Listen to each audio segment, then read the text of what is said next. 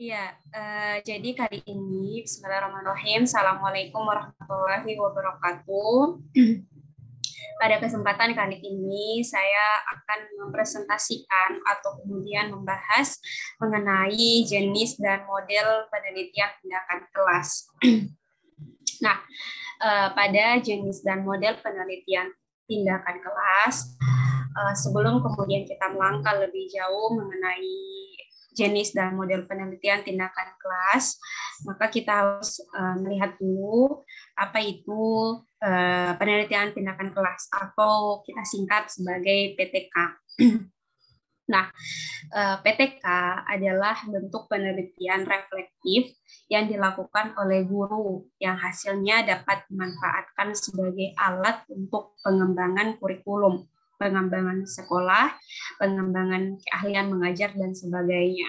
Jadi, mengenai penelitian tindakan kelas ini, sesuatu yang penelitian ya, research yang dilakukan oleh seorang guru dengan tujuan untuk kemudian perbaikan, kan, untuk memperbaiki kondisi yang ada di dalam kelas, lebih kepada untuk memaksimalkan lagi hasil dari belajar peserta didik. Itulah penelitian tindakan kelas.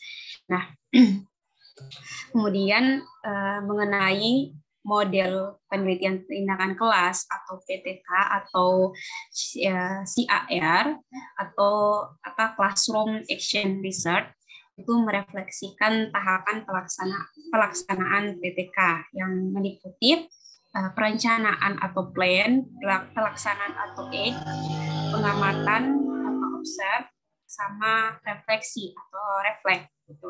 Jadi ini adalah tahapan pelaksanaan PTK yang secara intinya. Gitu. Jadi inti pelaksanaan tahapan PTK itu ada 4, yaitu plan, act, observe, dan reflect. Jadi intinya ada perencanaan, ada pelaksanaan, ada pengamatan, dan ada refleksi. Jadi ketika ada satu research atau penelitian yang kemudian tahapannya itu jelas, mulai dari perencanaannya, terus pelaksanaannya, pengamatan, refleksi atau plan, observer, sama reflect, maka dia dikatakan sebagai penelitian tindakan kelas. Nah, terus ragam model penelitian tindakan kelas. Nah, di sini itu saya mengambil ada 5 model penelitian tindakan kelas, yaitu ada model Kemis dan MC Taggart, sama model MC Kernan, model Ebut, model Elliot, sama model Kurt Lewin. Gitu. Nah, ini adalah model-model penelitian tindakan kelas yang nantinya akan kita bahas di slide selanjutnya.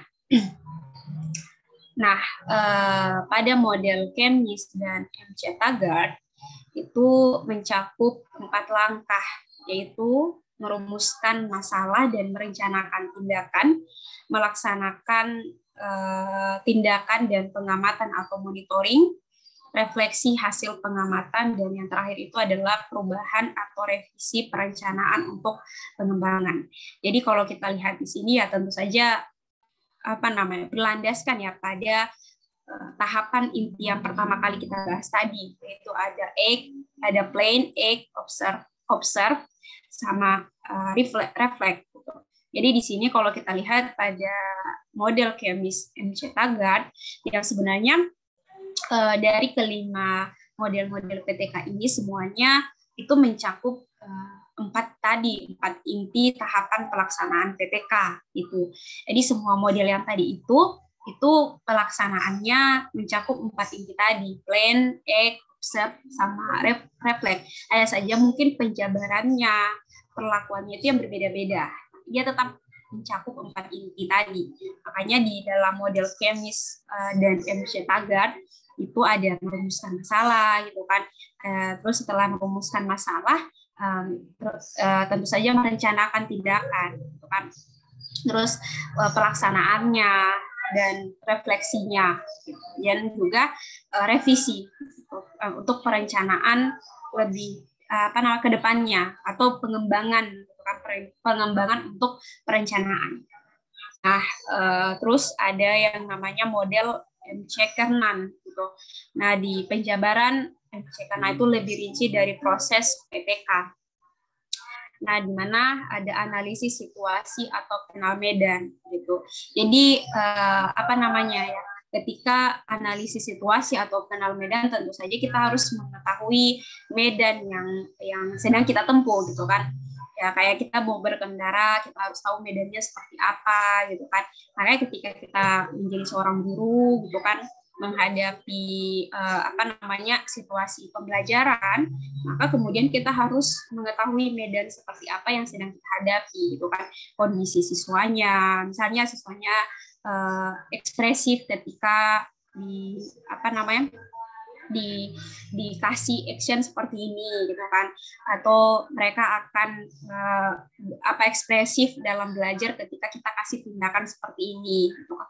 Makanya kita harus melihat bagaimana kondisi medan di situasi-situasi mana siswa itu bisa ekspresif dalam belajar. Nah, terus perumusan dan klarifikasi masalah gitu kan. Misalnya kita harus melihat atau apa namanya merumuskan masalah apa yang nantinya akan kita pecahkan gitu kan di dalam penelitian tindakan kelas ini gitu. Nah, setelah merumuskan masalah atau klarifikasi masalah, maka kita akan hipotesis tindakan gitu kan. Nah, hipotesis tindakan ini tentu saja berbeda dengan hipotesis dari penelitian eksperimen. Karena kalau di hipotesis tindakan yang pada penelitian tindakan kelas itu tentu saja adalah apa namanya perumusan tindakan seperti apa yang harus kita ambil. Nah, terus ada yang namanya perencanaan tindakan. Nah, di perencanaan tindakan tentu saja hasil dari perumusan dan klarifikasi masalah tadi gitu. Terus ada yang namanya implementasi tindakan dengan monitoringnya. Ya, tentu saja pelaksanaan dari apa namanya perencanaan tadi. Tuh. Jadi monitoringnya itu sama gitu kan, pelaksanaan sama monitoringnya yaitu dengan menggunakan RPP gitu kan. Dan tentu saja di sini kita apa namanya memakai yang namanya observer, gitu kan, pengamat untuk melihat bagaimana tindakannya kita.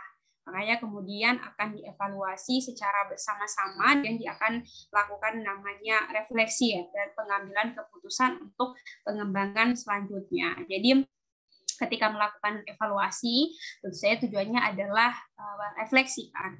Kira-kira kemudian apakah tindakan yang kita berikan itu sudah sesuai, apakah ada efeknya atau seperti apa, atau kemudian kita akan merencanakan apa namanya pengembangan yang selanjutnya. Gitu. Nah, terus ada model EBUT. Nah, di model ini terdiri atas 3 tingkatan atau daur. Ada tingkatan pertama adalah pengembangan ide awal dan pelaksanaan.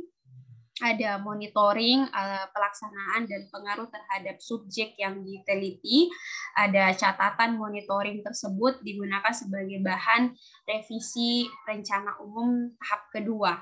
Gitu. Jadi ada juga tingkatan kedua yaitu perencanaan hasil revisi tindakan dilaksanakan dan kemudian dilakukan monitoring efek tindakan yang terjadi pada subjek yang diteliti. Hasil monitoring didokumentasikan dengan detail dan digunakan untuk masuk ke tingkat ketiga.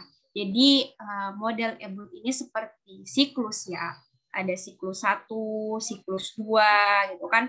Jadi kan ketika kita melakukan penelitian tindakan kelas tidak cukup hanya sekali tindakan saja kan.